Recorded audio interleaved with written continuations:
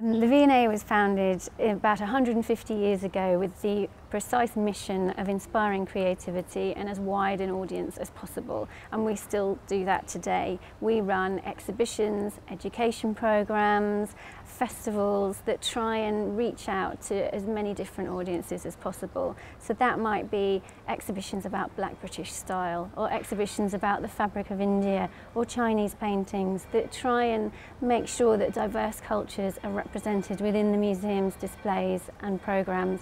Or it might be a social inclusion project with young men who are at risk of homelessness, who will develop furniture with us and then show the work they've produced in the museum. So there's a broad range of approaches at the V&A, but with the main aim of being as accessible as possible to as wide an audience as we possibly can.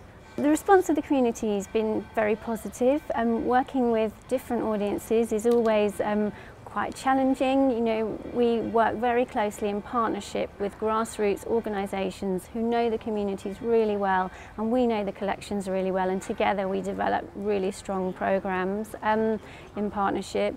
The response can be seen in our visitor figures. So for instance, when we started the programme 20 years ago, 8% of the V&A's audience were from a Black or minority ethnic background, whereas now it's 20%. So there's been a huge rise in people finding us relevant for them and for their culture.